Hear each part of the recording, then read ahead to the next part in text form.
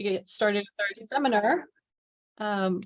It's actually my great pleasure to have Dr. Éric Maillet do a presentation to our group here at the School of Health Information Science. Dr. Maillet actually and I met once at an ITCH conference many years ago, and I have kept track of his work. He's done some wonderful things over the last couple of years. I think of note is his work around competencies and in the area of nursing. And he also has a very broad background from the perspective that he is the director of the Health Informatics program at the University of Sherbrooke, which is also a leading program in this area and has been around for many years. So today I would like to introduce Éric, and I would encourage you to ask him questions. He is very thoughtful in terms of his knowledge and considerations around health informatics. Today he will be speaking to the conceptual and methodological considerations related to measuring the actual use of digital health technologies from a clinician and a patient perspective. And thank you, Éric, so much for coming out and doing this talk. Thank you. Well, thanks for having me for this invitation, and I'm very happy to connect with you today. I hope my translator will work well, because I don't do talk in English like this very often, but so far so good, I would say. And the other thing I could say is that this is not something new I'm working on, because doing my PhD came a bit late in my professional life. Not too long ago, I didn't even consider doing a PhD, and it was while I was a computer project management advisor that I realized that in Canada we were lagging behind other countries, and I wanted to learn from the lessons from other healthcare systems, and technology is context dependent. So the benefits will change depending on many factors. And before doing my PhD, I was doing change management. So what I'm doing right now is research on change management, and mostly on adoption, acceptance, use, and benefit of what technology has to bring to us. So what I'm going to share with you today is, for some aspects, very fresh secondary data that I just analyzed. And I'm sharing my concerns and the path leading to this presentation today. I will try to give you a big picture about it. And you can stop me anytime. When I teach and when I do conferences, I don't mind stopping and having a chat with you. Up to you. So we'll see, go with the flow. All right. And unfortunately, I don't do much research because I'm in the teaching profile as a professor. So my mission is mostly in my Professional Association of Nursing Informatics in Quebec, and also co-chairing the directorship of CNIA research with Elizabeth. So I do lots of work that is not necessarily on research, but always active still doing research. So I'll share you through the background, a multidimensional conceptualization of the actual use, which I find very interesting and promising to open the black box, I would say.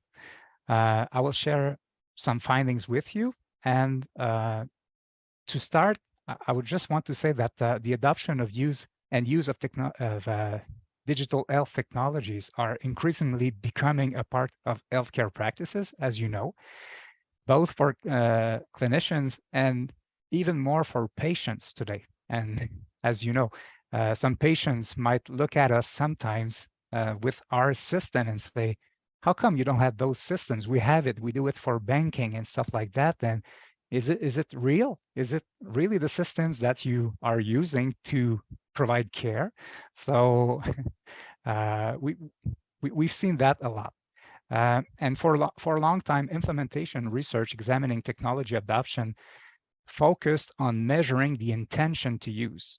And that really annoyed me because I said to myself, well, we know that digital implementation takes time, that we're not there yet, but measuring the intention to use to me was not enough because we have some places in Canada where we use systems, and I wanted to have a better explanation of how we use the technology. And I understood later on that the intention to use is very important in a predictive perspective, but there is also the explicative perspective of the behavior and not only the intention. But even today, only a few studies will measure the actual behavior of what factors lead to the behavior and the actual use in the explanatory perspective. And this is what I prefer, I would say, to enlighten the phenomenon, which is pretty complex. So this situation also converges with empirical data widely disseminated in the scientific literature, where the intention to use a system is still considered as a proxy sufficiently close to the actual use. But still, I'm not satisfied with this explanation because we can change the world with so many intentions, but not a single action. So I really want, maybe it's my pragmatic way of doing things and seeing things. I really like to open the black box and see exactly what it does.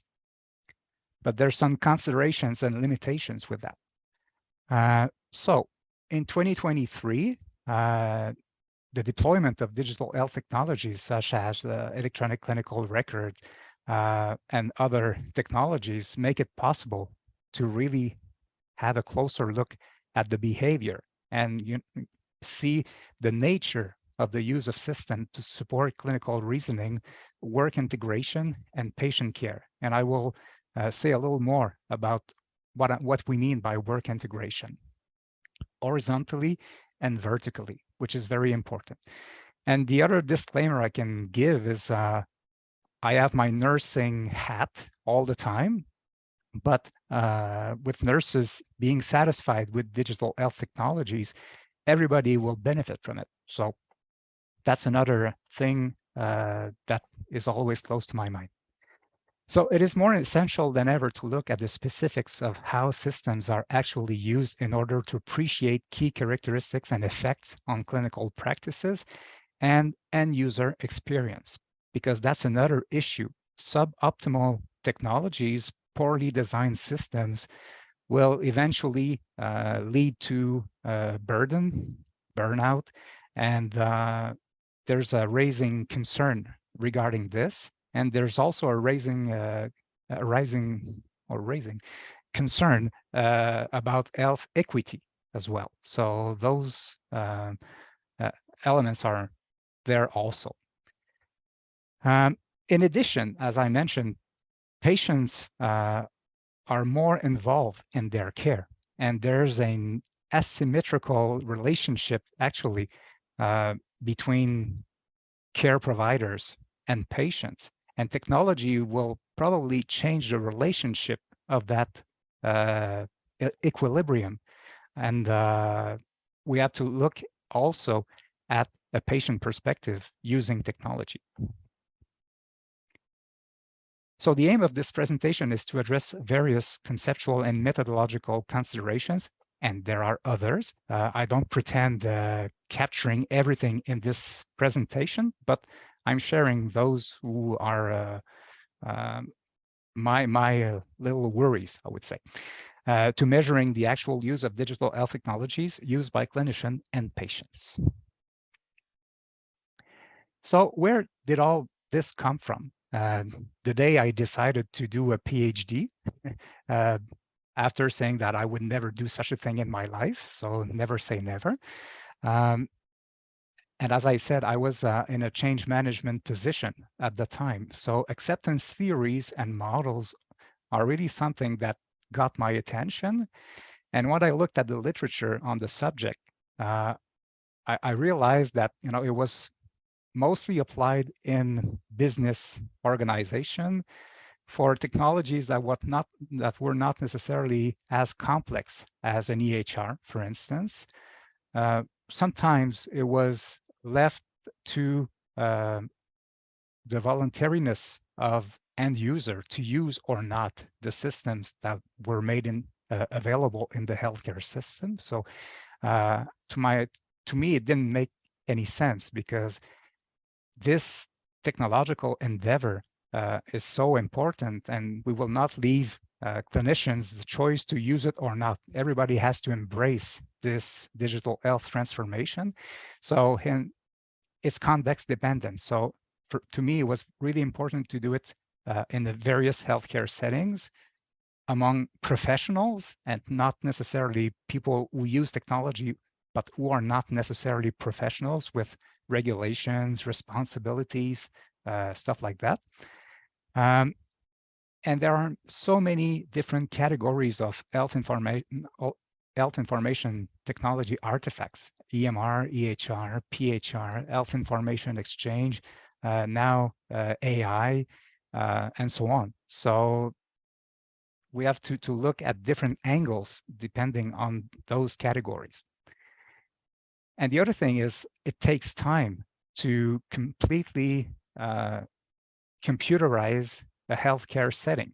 So I really like the idea of the MRAM model with stages 1 to 7, and see what were different adoptions according to the stages. So I'm going to share this with you today. And of course, as I mentioned, prediction versus explanation of the actual use of the system, and mandatory use of health information technology. Do we measure compliance or system success? So at the time, I had this question in mind, saying, I'm not sure that we're measuring the right thing necessarily. So if we focus more precisely at the actual use of digital health technologies, as I mentioned, a majority of studies measure the intention to use. Very few did measure the actual use of technology. And when they did it in terms of frequency, extent, intensity, or duration of use. And I'm not saying that those metrics are irrelevant or not valid or anything. And there's something we can do with this in, I would say, in a triangulation process. But it doesn't really help us know the nature of the use that is performed by an end user or a healthcare professional. So at the time, I was a bit confused, and I was desperately trying to find an instrument that would reflect what I had in mind at the time. And I found a multidimensional conceptualization of the actual use that was developed by Dahl and Torksadeh in 1998. And I think it was the first time it was used, was applied in a healthcare setting study. And it worked pretty well. So I don't know if you were familiar with this this instrument, but I'm going to talk to you just a little bit about this. So what I enjoyed about this this instrument is that we position the system use as a pivotal aspect of the process. So we have behaviors, and most of the time it's performance related, which makes sense in a business, in an organizational context. We might have some concerns using this proposition for patients, for instance, because the target is not the same. And I was at the time also concerned about system success, like the Delone and McLean model. And I had, on the other hand, Venkatesh and Davies with the CAM, UTOT, and stuff like that. And so this system use conceptualization can do both. Can take a look at the upstream, so causal factors, beliefs, attitudes, stuff like that, and go downstream as well and measure the impacts and the benefits from what the system use does. So they called it the system to value chain. And this really triggered the thesis or the study I did when I was doing my PhD. So what we did, we used this instrument, and we gave an operational definition of the actual use in 2 studies. So it was nurses' evaluation of the use of the EHR to support decision-making, which means problem solving and decision rationalization, and work integration, which means communication and coordination, and to provide nursing care to patients. So that meant what was more meaningful to what I had in mind at the time. And according to Dahl and Torgzadeh, any information technology will serve 3 functions: decision support, work integration, and customer service. Those 3 IT functions will break down in 5 components or dimensions. For decision support, we have problem solving and decision rationalization. For work integration, we have horizontal integration and vertical integration, and customer service was easily translated in patient care. But we had to move from a business perspective to a healthcare perspective. So for problem solving, it was the extent that IT is used to analyze causes and effect relationship, so making sense out of data. Decision rationalization, the extent to that IT is used to improve the decision-making processes and explain, justify the reasons for decision. Regarding the horizontal integration, and to me, it was something new, that wording of the integration, because we always talk about coordination, planification, communication, and we have to do it horizontally. So in one's work group, in that instant, it was the nursing team, but also we report to other people in the organization, and we delegate to people as well, to other team members, for instance. So this is the vertical integration, the extent to that IT is used to plan one's own work, monitor performance, or communicate vertically to coordinate one's work with superiors and subordinates. And patient care, well, used to care for patients. It's more intuitive, I would say. And this instrument had a 5 points Likert scale from not at all, a little, moderately, much, and a great deal. So we could really look at what the technology was used for by nurses in 2 studies that I'm going to share with you. So just to give you an idea of the questions we translated in French and adapted to a healthcare setting for nurses in medical surgical ward at the time, for problem solving, we had 3 items. So it could be a question like, I use the system to help me decide how to best approach a health care problem. For decision rationalization, question could be something like, I use the system to control or shape my clinical decision process. Horizontal integration, I use a system to exchange information with the interprofessional team.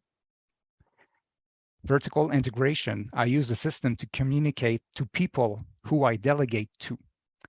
And patient care, I use the system to provide efficient nursing care to my patient. So not too many questions, because this was part of structural equation modeling process of analyzing different constructs. So that was one construct among others. So this is a limitation. We could have more questions, of course, but that was done part of something else. So this is a limitation, I would say, but it worked pretty well. And now I'm going to share some concerns. But first, what this study aimed at the time to examine the explanatory factors of the adoption and the actual use of an EMR by nurses and their satisfaction at the time. So we were looking as well as the nursing perceptions of the compatibility of the EMR, the actual use, and satisfaction with the system. So study one that was done in 2012, 2014, it was a multi-center cross-sectional study in 4 academic hospital centers, and we had 4 stages 1 to 4, according to the MRAM model. And settings 1 and 2 had a hybrid care planning system. So that was the baseline to see, because measuring the actual use of a system that was pretty much limited to ancillary systems for lab, medication, and pharmacy was not really interesting. So we decided at the time to select those 2 settings and see what it did, comparing the actual use and the overall acceptance and satisfaction. So we had a sample of 656 nurses, and the Cronbach alpha for the actual use variable at the time was 0.93, which was excellent. And the actual use at the time with stages 1 to 4 didn't lead to a R-square very strong, which makes sense because the system was not mature enough compared to a stage 7. So it all made sense. What was a bit more questioning or worrying for me is that we could see that for decision support and problem solving, one of the setting was stage 2, which has some aspect of a new system and the care planning system, they would have a bit more impact with the actual use than a stage 4 system. So we could drill down in those findings. Same thing for decision rationalization. With a stage 2 system, we see 65% actual use for moderately to a great deal in a stage 2 compared to 50% with a stage 4 or 50% with a stage 3. Even more, with the horizontal integration, we see that with EHR stages 1 and 2, we had 85% and 82% with stage 2 compared to 36% and 34%. So it all made sense with testing a theoretical model and see relationship between constructs. So that was good. But when we drilled down and looked closer at the data, well, we started having some questions about functionalities and what the system is used for. Same thing with the vertical integration, where we saw that with the care planning system, we reached 65% and 63% here with the stage 2, compared to 29% and 24% with a stage 4. Regarding patient care, same thing, 63% with stage 1 and almost 71% compared to 40%. So this way of measuring the actual use was more informative than we expected. I'm just going to look at the next slide. Okay, so this was the concerns at the time. So we said we have to do it again And we did it a few years later in Toronto in a healthcare setting that reached stage 7 in 2017. So it's been 2 years since they reached the stage 7. So again, it was a cross-sectional study. We used the same instrument, but we adapted some items for face validity issues to make sure that the questions were more aligned with the reality of functionalities and the context. So we reached a sample of 261 nurses, many missing data, so we had to transform some aspects of the data. But again, the Cronbach alpha reached 0.96. So this instrument really works well to look at have a closer look at the nature of the actual use of a system. And a few years, well, I think it was a year later, Charlene Ronquillo, that you might know, used also the Dahl and Torczadeh instrument with the use of mobile health technologies in her doctoral dissertation. And I think it was a success as well for her too. So something interesting that you could eventually consider and that you might already have done in your research, I would say. So we wanted to know if the same findings or relationships could be seen in a stage 7 EMR. And based on the results of 204 answers we got from participants, we were reassured that only 30% said that not at all or a little to problem solving. But to be honest, I'm still a bit concerned all the same, because I'm wondering, how is it possible that with a stage 7 EHR, some nurses will say that, well, 31% almost don't consider that their system is used to do problem solving. Same thing for decision rationalization, but still 69% moderately to a great deal, 72% for decision rationalization, same thing, moderately to a great deal.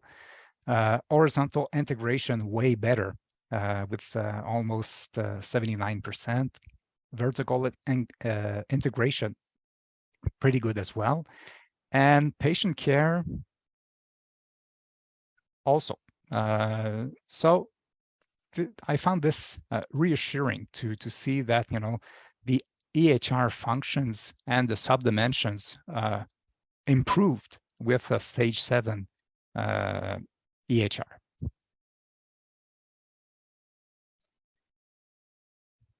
So what could be discussed and what are the potential limitations, and where should we go considering future research? Now we have 5 healthcare systems where we tested this instrument. We saw different things, but there are other healthcare settings in our health system. So we should replicate those studies and see exactly how technology is used with other IT artifacts in other contexts, Canada-wide, I would say. I would say also that there's a limitation because some data was collected in 2013, but quite honestly, things haven't much changed in those 10 past years. Sometimes even we're wondering if we're not going backwards in Quebec. We're discussing having a huge provincial electronic health record, digital health, but we're still waiting for it. But still, I believe that the data that was collected and the findings we analyzed are still accurate today. The other thing is related to design. We did cross-sectional studies, but we didn't do a longitudinal study, and we could change the design and have a different angle of the at the actual use. As I mentioned, we had to use few items to avoid questionnaire fatigue and to be able to run structural equation modeling techniques when we did this study.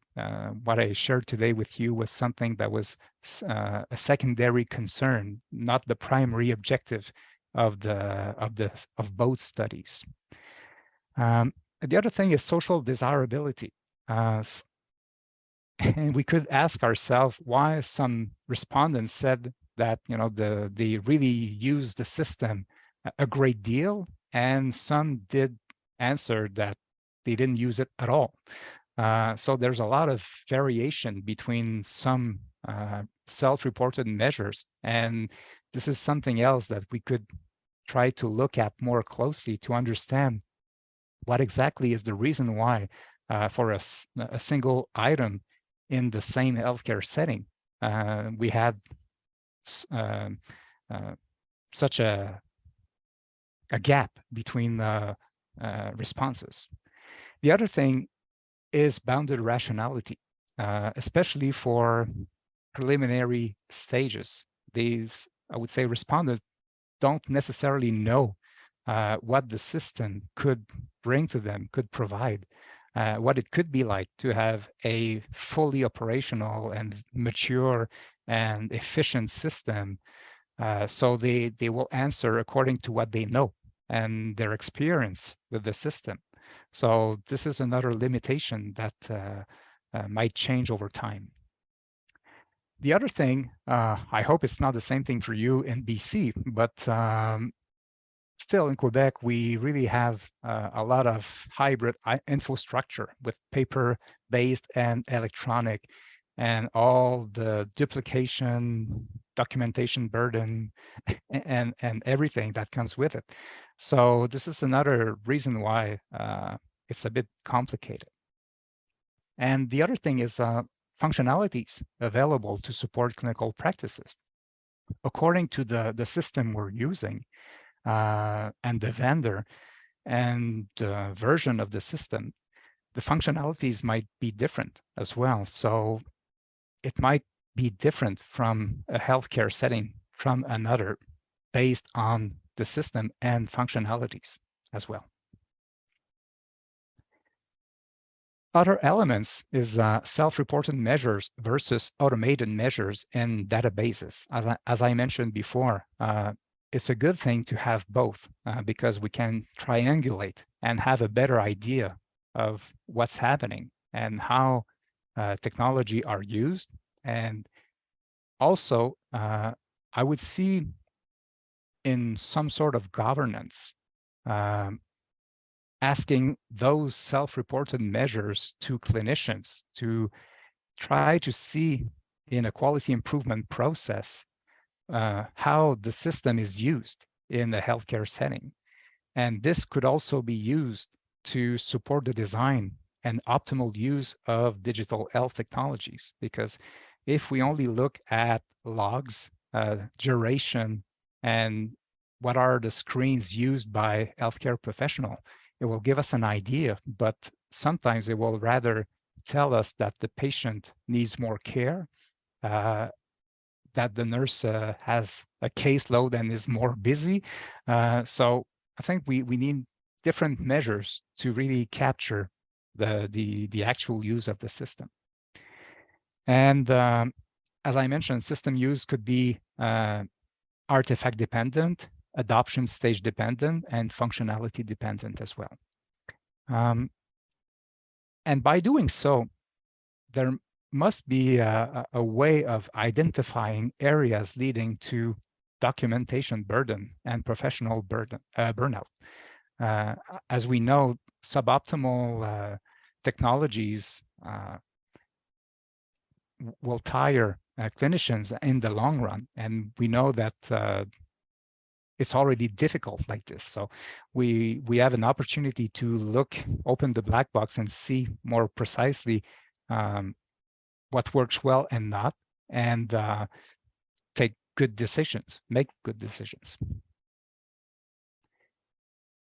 So that was the clinician perspective, I would say. But what about patients and their caregivers using digital health technologies? Could we use the Doll and Torxede system use instrument? I think it could be possible, but it would have to be adapted to a patient perspective. And one thing is certain is that it would still be a self-reported measure.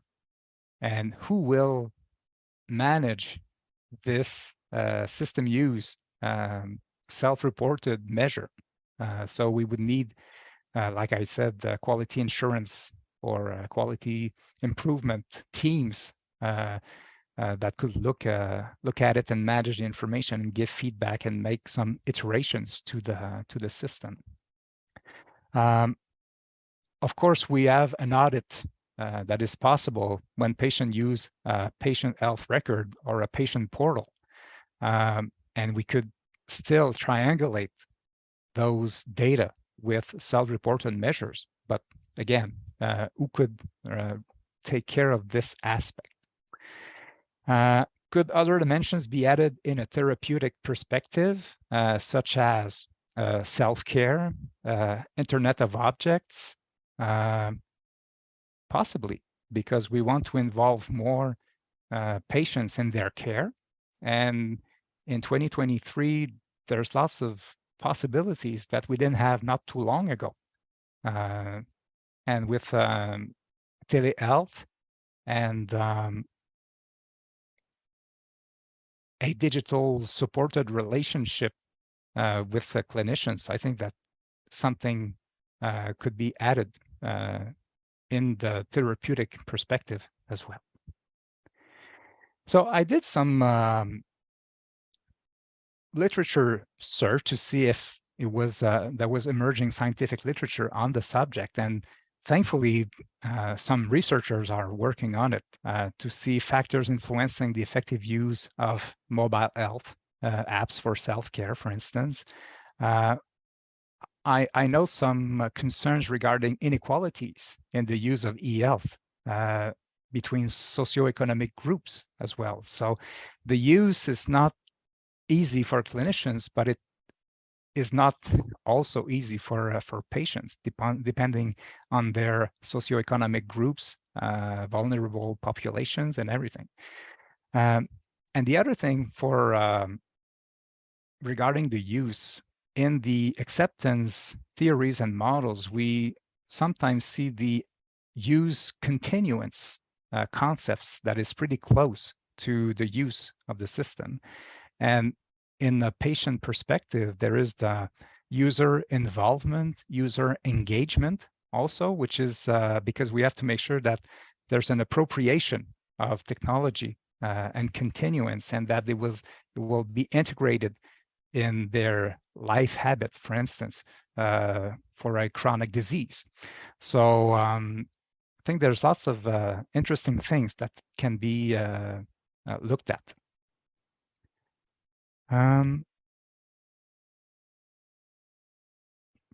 So that's about it for, I'm not there yet working on the patient perspective. I'm still continuing to work on the clinician perspective, and still lots of work to do. And I'll be happy to open a discussion with you, and probably have ideas and already are working on projects. That would be great.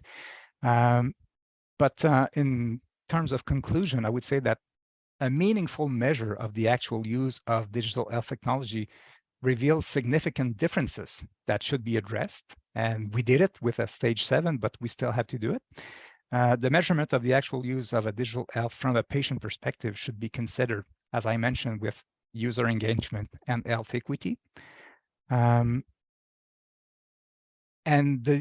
it's another way of also to see what hinders the potential of healthcare clinicians, and especially nurses, systems that don't really satisfy their professional needs in their discipline. And it's more like a constraint than an enabler of clinical practice. So I think that this kind of measure of the actual use can bring something interesting in the concept of those systems. I should say design of those systems. That was my French glitch here. And functionality supporting care delivery, care planning, coordination, and communication, be it horizontally and vertically, appear essential to unleash the full potential of nurses, but I would say also of other healthcare professionals, and that design matters.